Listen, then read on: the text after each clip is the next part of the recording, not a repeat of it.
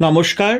Ramakrishna TV YouTube চ্যানেলের পক্ষ থেকে সকল মা বাবা দাদু দিদা ঠাকুমা ঠাকুর দাদা দাদা দিদি ছোট ছোট ভাই বোনদের জানাই অনেক অনেক ভালোবাসা, প্রীতি ও আন্তরিক শুভেচ্ছা।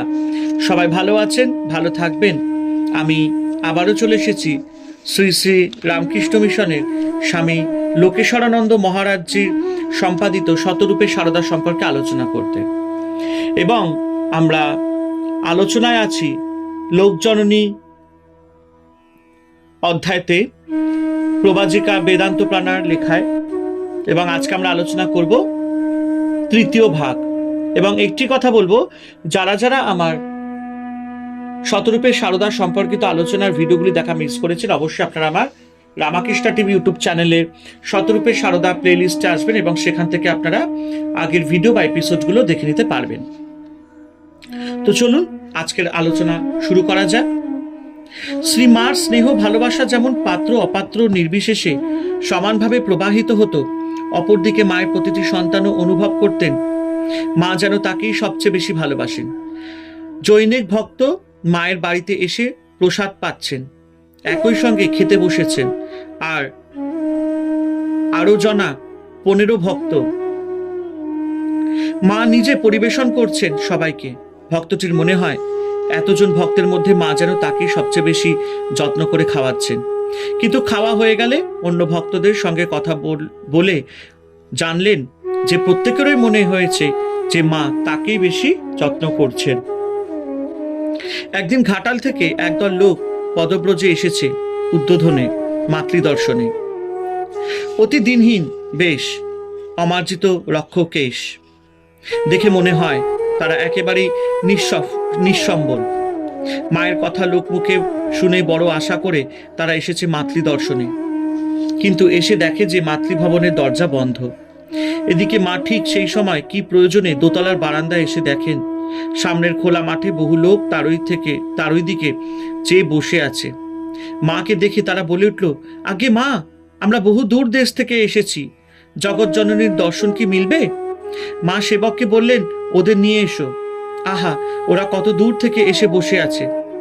সেবকটি সংকুচিত চিত্তে বললেন, মা, ওরা যে এক পঙ্গপাল আর ভারী নোংরা, আপনি ওদের ভেতরে আসতে বলছেন? ব্যথিত হয়ে মা বললেন, পৃথিবীর সবাইকে আমি দেখা দিচ্ছি, আর কত কষ্ট করে ওরা এসেছে, ওদের দেখা দেব না? নিয়ে এসো ওদের। বাইরে নোংরা হলে কি হবে বাবা, ওদের ভেতরটা পরিষ্কার। লোকগুলি ভেতরে এলো।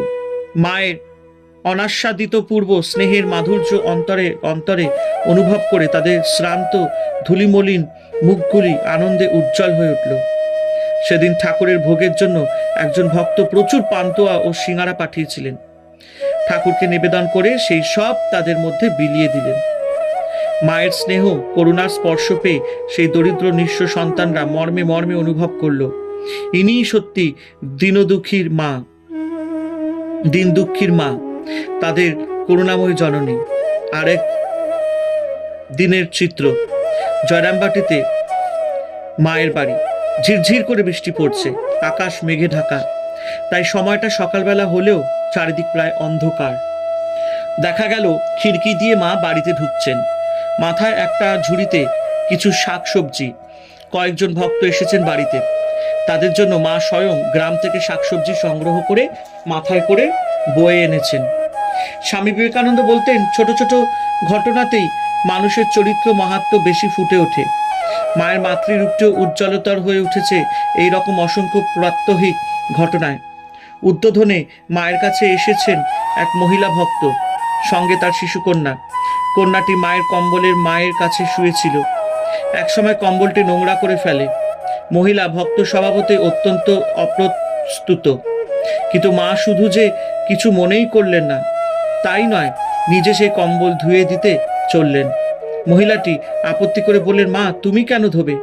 মা সংক্ষেপে প্রাণস্পর্শী ভাষায় উত্তর দিলেন, কেন ধোবো না? ও কি আমার পর?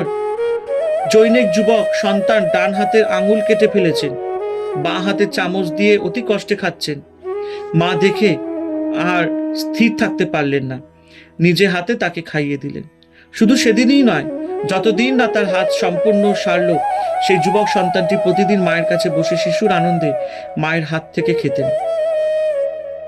জয়রামবাটির কয়েক ক্রোশ উত্তর পশ্চিমে ময়নাপুর গ্রাম। সেখান থেকে অক্ষয় মাস্টার মানে শ্রীরামকৃষ্ণ পুঁথি রচয়িতা অক্ষয় কুমার সেন ভালো ঘি পাঠিয়েছেন মায়ের জন্য। ঘি নিয়ে এসেছে ময়নাপুর গ্রামের একটি নিম্ন শ্রেণীর শ্রমজীবী স্ত্রীলোক, বয়সে প্রায় বৃদ্ধা। বেলা পড়ে আসায় মা স্ত্রীলোকটিকে বললেন সেদিনটা সেখানেই থেকে যেতে।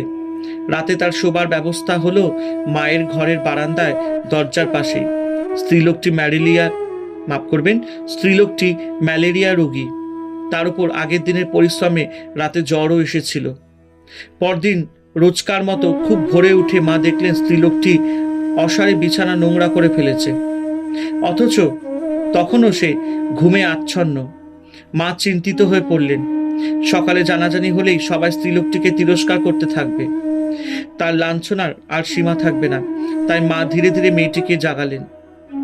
তার হাতে জল খাবারের জন্য মুড়ির গুড় বেঁধে দিয়ে বললেন, মা তুমি সকাল সকাল বেরিয়ে গেলে রোদে কষ্ট হবে না।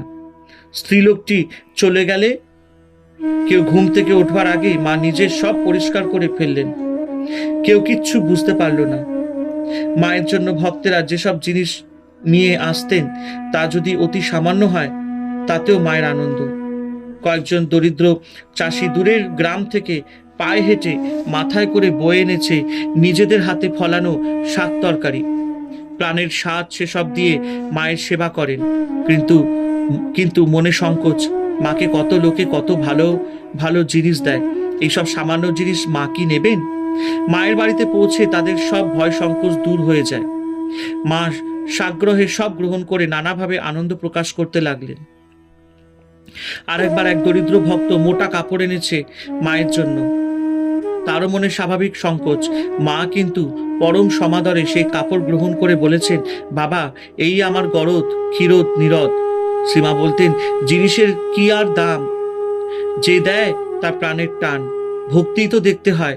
তাই যে মা বহু মূল্যবান জিনিসের দিকে লক্ষ্য করতেন না, তিনি আবার ভক্তের দেওয়া অতি তুচ্ছ জিনিস পেয়েও এত আনন্দ প্রকাশ করতেন যে মনে হতো কোনো শিশু যেন পুতুল কিংবা মোয়া পেয়েছে।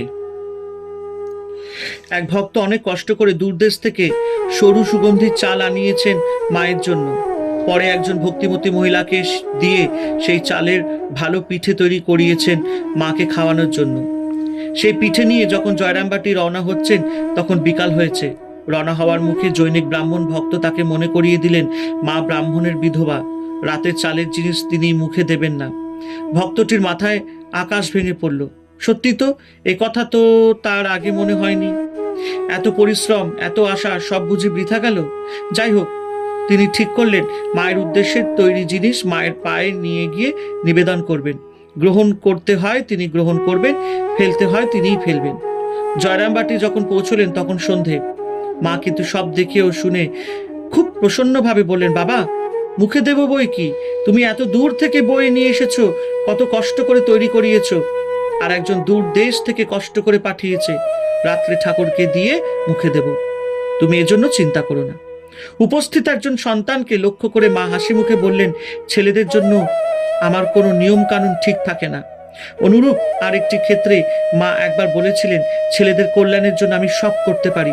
নিরন্তর মায়ের অন্তরে তার জগৎজোড়া ছেলেদের কল্যাণ কামনা প্রবাহমান ছিল বলেই জৈনিক চিকিৎসকের স্ত্রী যখন তার কাছে প্রার্থনা করলেন স্বামীর উপার্জনের উন্নতির জন্য, মা পারলেন না সেই প্রার্থনা মঞ্জুর করতে। বলেন, বৌমা এমন আশীর্বাদ করব আমি লোকের অসুখ হোক, কষ্ট পাক, তা তো আমি পারবো না। মা সব ভালো থাকুক, জগতের মঙ্গল হোক।